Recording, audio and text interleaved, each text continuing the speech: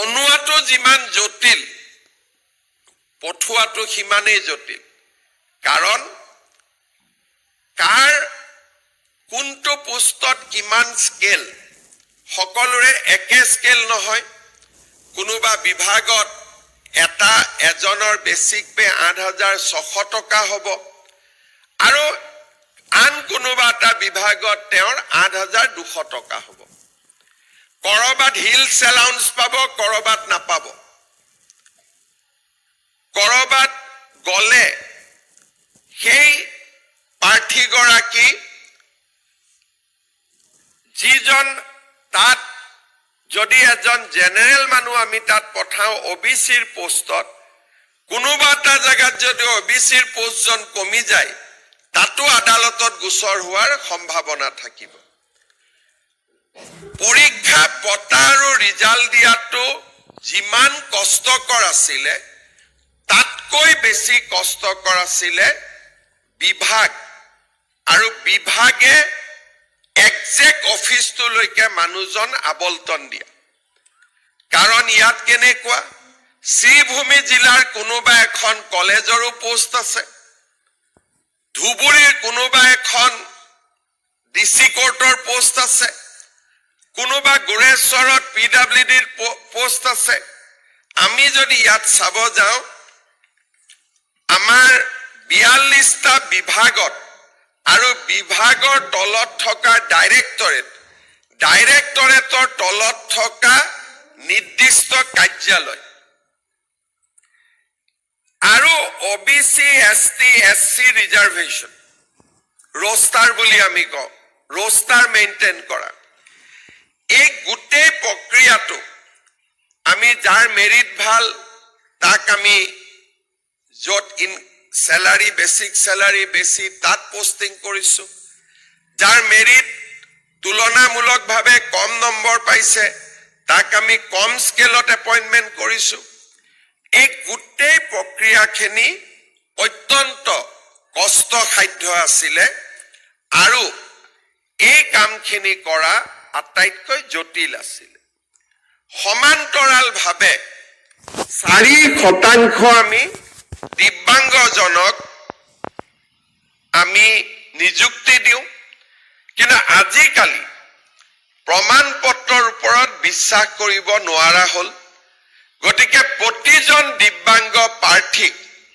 Medical কলেজত এটাকৈ পৰীক্ষা কৰা হি আৰু বেছি কষ্টৰ কাম আছিল অসম পুলিচত এপইন্টমেন্ট দিয়া কষ্ট নাছিলে কাৰণ এটাই ডিপাৰ্টমেন্ট এটাই কাৰ্যালয় হেলথত অসুবিধা নাই দুটা ডিপাৰ্টমেন্ট দুটাই কাৰ্যালয় আমাৰ এডিআৰিত ৪২টা বিভাগ কোনোবা বিভাগত মাত্ৰ এটা পোষ্ট আছে আৰু কোনোবা বিভাগত ১০০০ পোষ্ট আছে এই গোটেই পৰিবেশ আমি সুন্দৰভাৱে কৰিছিলো যাতে হাইকোৰ্টত এটাও কেছ নহয় যিকেজনে ভাবি আছে পোষ্টটো উলালে এপইন্টমেন্ট দি দিব পাৰি হোৱাটছআপ মাৰি আছো দি আছো আমি ভুলতেও বুজি পোৱা নাই যে চৰকাৰে কৰা এটা ভুলৰ বাবে হাইকোৰ্টে যদি এটাও ষ্টে অৰ্ডাৰ দি দিয়ে অহা ৩ বছৰতো কোনেও চাকৰি নাপালেহেঁতেন কোনোবাই কৈ আছে যে দাদা মই প্ৰাইভেটত কাম কৰিছিলো ৰিজাইন দি দিলো গতিকে এতিয়া দৰমহা পোৱা নাই এই যিবিলাক যুক্তি এই যুক্তিবিলাক এক জায়গাত কিন্তু হাইকোৰ্টত যদি আজি ৰাতিপুৱা আমি ইয়াত এপইন্টমেন্ট লেটাৰ দিব আহিছো এজন লৰাই যদি কোৰ্টত কেছ এটা কৰি ষ্টে অৰ্ডাৰ লৈ আহে আমি ৩ বছৰতো চাকৰি নাপালোহেঁতেন আৰু এনেকুৱা উদাহৰণ আছে ১৫ বছৰতো লৰাই চাকৰি পোৱা নাই এবাৰ হাইকোৰ্ট হোৱাৰ পিছত এবছৰ দুবছৰটো সৰু কথা কেতিয়াবা বহুত আমাৰ হাইকোৰ্টত কেছ আছে ১৫ বছৰতো নিষ্পত্তি হোৱা নাই ষ্টে অৰ্ডাৰ ষ্টে লাগি আছে চাকৰি পাম বুলি বিয়া বাৰু কৰালে লৰা ছোৱালীও হ'ল লৰা ছোৱালী এতিয়া মেট্ৰিক পৰীক্ষা দিছে কিন্তু এপইন্টমেন্ট লেটাৰখন দেখা পোৱা নাই ৰিজাল্টটো আছে কিন্তু পাছ কৰা বুলি গতিকে আমি যদি কাবাক আমি কৈছো যে চাকৰি দিম আমি এনেকে দিব লাগিব যাতে সঁচাই আমি চাকৰি চাকৰিটো পাব পাৰো, দৰমহা পাব পাৰো। এনেই যদি আমি দিওঁ আৰু কাগজ হৈ যায়, তাৰতো কোনো মূল্য নাথাকে। আজি আপোনালোকক আমি জনাব খোজো যে মই মুখ্যমন্ত্ৰী হোৱাৰ পিছত 1.5 লাখ ল'ৰা ছোৱালীক চাকৰি দিছো, এটাও হাইকোৰ্ট কেছ হোৱা নাই। কিয় কেছ হোৱা নাই? প্ৰথম, সকলোৱে জানে যে আমি কাৰোৰ পৰা পাণ তামোল এখনো নাখাওঁ চাকৰিৰ নামত, সকলোৱে জানে। দ্বিতীয়তে, আমি নিয়ম সম্পূৰ্ণৰূপে পালন কৰিম। তৃতীয়, যদি কোনোবাই কয় মই বহীখন চাব লাগে, নম্বৰ চাব লাগে, কাট অফ চাব লাগে, আমাৰ ক'তোৱে একো আপত্তি নাই। আমি ইমান স্বচ্ছতাৰ মাজেৰে পৰীক্ষা পাতিছো যে আমি কোনেও কাকো চিনিও নাপাওঁ, জানিও নাপাওঁ। ইয়াত কোনোবা আমাৰ মন্ত্ৰী MLA খুলখালিয়েক আছে নেকি? ইয়াতে কোনোবা? কোনোতো নাই। তাৰমানে আমি কাকো চিনিয়ে নাপাওঁ। চাকৰি পোৱাৰ পিছত দুই এজনে মিটিঙত গ'লে দেউতাক মাকে কয় যে মোৰ ল'ৰাটোৱে চাকৰি পাইছে। কালি এজন মাক এগৰাকীক পাইছিলো, মোৰ ল'ৰাই অহাকালি নিযুক্তি ল'বলৈ যাব বুলি কৈছে। তেনেকেহে চিনাকি, বাকী একো চিনিয়ে নাপাওঁ কাকো। কেতিয়াবা মনত বেয়াও লাগে যে সমষ্টিৰ এটা ল'ৰাকো চাকৰি দিব পৰা নাই, আমাৰ লগত লাগি থকা ল'ৰাবিলাককো দিব পৰা নাই। সব মন্ত্ৰী MLAৰ মাজে মাজে টেনচনো থাকে। আমাৰ লগত যিবিলাক ল'ৰা, এইকেইটা দিন আপোনালোকে দেখিছে বিজেপিৰ খুব ৱাল ৰাইটিং হৈ আছে। যিবিলাক ল'ৰাই ৱাল ৰাইটিং কৰে, তেওঁলোকে আশা কৰে যে আমাক মন্ত্ৰী হলে, বিধায়ক হলে, পাৰ্টি আহিলে আমাক চাকৰিটো দিব। কিন্তু আমি তেওঁলোককো চাকৰি দিয়া নাই, কাৰণ আমি অসমৰ কাৰণে ভাল চিন্তা কৰিছো। আমি সদায় কওঁ, আমি বিজেপি দলত আমাৰ এটাই শ্লোগান, ৰাষ্ট্ৰ বা সমাজ প্ৰথম, পাৰ্টি দ্বিতীয় আৰু ব্যক্তি তৃতীয়। সেইকাৰণে আমি সদায় ৰাষ্ট্ৰক বা সমাজক আটাইতকৈ বেছি গুৰুত্ব দিওঁ। তাৰ কাৰণে আজি যদি আমাৰ যোনে আমি নিযুক্তি ল'ব আহিছো, আমাৰ যদি দেউতা মাই চৰকাৰী চাকৰি কৰে, সকলোৱে সুধি গম পাব যে আগত চাকৰি মেৰিটত নহৈছিল, পাৰ্টি চিষ্টেমত চাকৰি হৈছিল, পাৰ্টি আৰু টকা। এতিয়া কোনোবাই ক'ব যে মইতো মেৰিটত পাইছো, তেতিয়া আগৰ জেনেৰেশ্যনৰ মানুহে সুধিব, ভাই মেৰিটত কেনেকে পালা? মেৰিট শব্দটো ক'ৰ পৰা আহিল?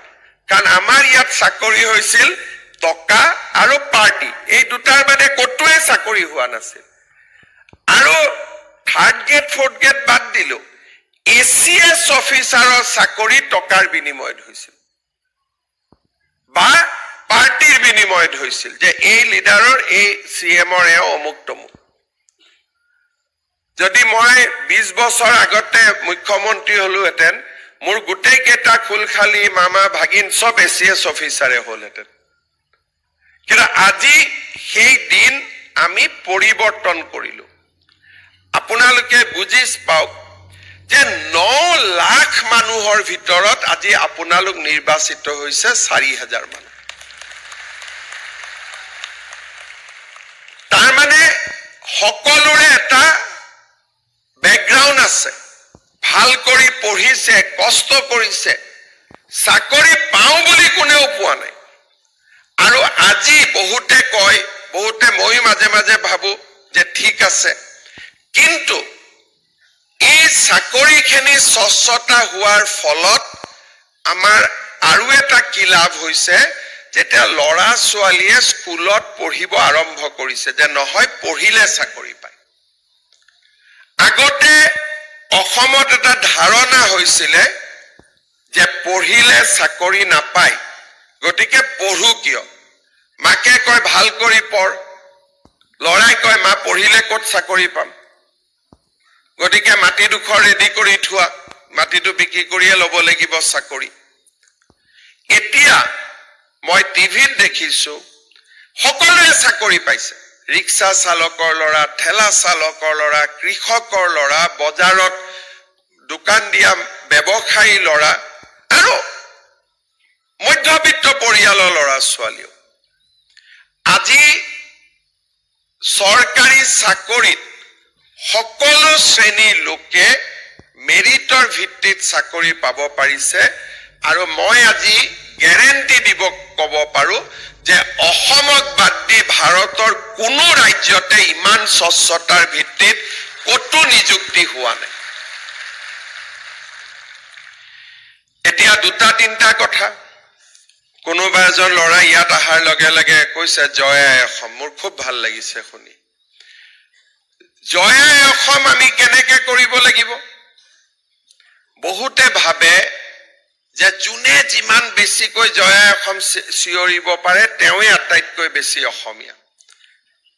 আন্দোলনৰ সময়ত সেইটো আছিলে, কিন্তু আজি জয় আই অসম কি যে আমাৰ কাৰ্যালয়ত কাম কৰোঁতে কাৰো পৰা এটকাও নলওঁ। আমি কাৰ্যালয়ত কাম কৰোঁতে দুখীয়া মানুহজনক আমি কষ্ট পাব নিদিওঁ। আমাৰ কাৰ্যালয়লৈ আহিলে দুখীয়া মানুহজনক আমি সকলোতে সহায় কৰিম। কিন্তু এতিয়া আমি কি কওঁ, জয় আই অসম কম, কিন্তু ধুবুৰীত পোষ্টিং পোৱাৰ লগে লগে কম মামা বহুত ঘৰৰ পৰা দূৰত হ'ল, কেতিয়া মোৰ ট্ৰেন্সফাৰ হ'ব? তাৰমানে তেওঁ জয় আই অসম নহয়, তেওঁ জয় আই ডিব্ৰুগড়, তেওঁ জয় আই শিৱসাগৰ, তেওঁ জয় আই গুৱাহাটী, তেওঁ জয় আই ধুবুৰী। মই চাকৰি দিয়াৰ পিছত আটাইতকৈ বেছি কষ্ট মোৰ হয়। দিয়ালৈকেতো চিনা জানা নাই। দিয়াৰ পিছত মই যদি ডিচি অফিচত গলো, এছডিচি অফিচত গলো, গ্ৰুপ পাৰি কয় মামা আমি ব্ৰহ্মপুত্ৰ ভেলী মানুহ, ডিব্ৰুগড়ৰ মানুহ, শিলচৰত কেনেকে কাম কৰিম, আমাক ট্ৰেন্সফাৰ কৰি দিয়ক। ধৰি ললে আৰু যে ট্ৰেন্সফাৰ কৰিব লাগিব। পুৱালৈকে এপ্লিকেশ্যন নাই। এতিয়া য'ত মিটিঙত যাম দেউতাক মাকে কব যে মোৰ ল'ৰাজনে অমুকত চাকৰি কৰি আছে, যেনে তেনে ট্ৰেন্সফাৰ কৰি আনি দিব লাগে। তো জয় আই অসমটোতো নোহোৱা হৈ গল। তাৰমানে মানুহৰ মাজত দেখিলে জয় আই অসম বুলি কব ভাল লাগে, কিন্তু যেতিয়া নিজৰ পেটটো আহি যায়, যেতিয়া জয় আই অসমটো পিছ পৰি যায়, জয় আই মোৰ গাঁও হৈ গল। বহুত মানুহৰ ল'ৰা এনেকুৱা আছে যে তেওঁলোকক ট্ৰেন্সফাৰ কৰি আনি আনি আনি আনি লাষ্টত নিজৰ ঘৰত দিব লাগে। আৰু বহুতে বিচাৰে যে অফিচটো মোৰ ঘৰতে হ'ব লাগে। আমাৰ এজন অসমত SSত এজন MD আহিছিল, তেওঁৰ নাম জিংৰান। প্ৰথম মই শিক্ষামন্ত্ৰী হলো, মোক কিছুমান মানুহে লগ কৰিব আহে যে আমি মাতি দিছো, আমাক চাকৰি লাগে। মই অলপ ইনকুৱাৰী কৰিলো এইটো বস্তুটো কি। লাষ্টত মই বুজিলো যে তেওঁ অসমত 4000 মান স্কুল পাতি দিলে যে নিজৰ ঘৰতে স্কুল হ'ব, আৰু য'ত স্কুল হ'ব ল'ৰাজনে তাতে চাকৰি কৰিব। তেতিয়া মই সুধিলো আপোনালোকে চাকৰি কৰিব ক'ত যায়? বোলে বেডৰুমত ড্ৰেছ কৰো, ড্ৰয়িং ৰুমত চাকৰি কৰো। চ' এনেকে আমাৰ কাম কৰিছিল। পিছত যেনে তেনে মই মানুহবিলাকক অলপ দূৰে দূৰে পঠালো, বোলে বেডৰুমৰ পৰা ড্ৰয়িং ৰুমলৈকে ইমান চাকৰি কৰিব নালাগে, অলপ বাবাহঁত দূৰলৈকে যাব লাগে। চ' এইটো এটা আমাৰ সমস্যা আছে। কিন্তু আহি জয় আই অসম কওঁতে মোৰ ভাল লাগিলে যে এইবাৰ আপোনালোকে অন্তত ট্ৰেন্সফাৰৰ কথা নকয় আৰু। হয়নে নে মই ঠিক কৈছো নে তাতে কিবা ভেজাল আছে? হব। অসম মানে অসম, তাত ডিব্ৰুগড় শিৱসাগৰ কি আছে, ধুবুৰী গোৱালপাৰা কি আছে, চবেই অসম।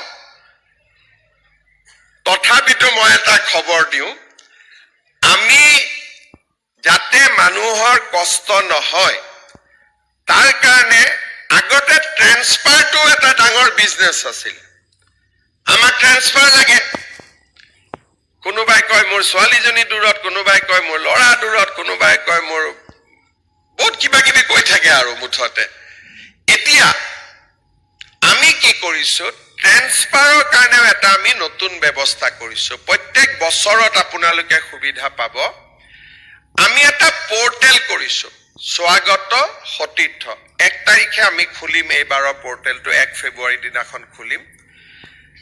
যেনেকে ইয়াত শিৱসাগৰ মানুহ আছে, গোৱালপাৰা মানুহ আছে, সেই পোৰ্টেলত গ'লে আমি নিজৰ নাম ৰেজিষ্টাৰ কৰিলে তেতিয়া আমি এজন মেটচ বিচাৰি পাম যে এওঁ ডিব্ৰুগড়ৰ পৰা আহিব যোৰহাটলৈকে আৰু এওঁ যোৰহাটৰ পৰা ডিব্ৰুগড়লৈকে যাব সকলোৱে মেটচ নাপায় কিন্তু যিমানে নতুন চাকৰি উলিয়াই থাকে লাহে লাহে মেটচ পাই গৈ থাকে যোৱা বছৰ আমি 10,000 ল'ৰা ছোৱালীক কম্পিউটাৰতে ট্ৰান্সফাৰ কৰি দিছো কোনো অফিচত আহিবলগীয়া হোৱা নাই নিজৰ য'ত চাকৰি কৰে তাৰ পৰা পোৰ্টেলত নাম দিছে হিগনেও পোৰ্টেলত নাম দিছে মেচিনে নামটো মেটচ কৰি দিছে মিউচুৱেল ট্ৰান্সফাৰ অৰ্ডাৰ ওলাই গৈছে কেতিয়াবা 1-to-1 ট্ৰান্সফাৰ অৰ্ডাৰ হোৱা নাই কিন্তু 3-4 জনৰ চেইন এটাত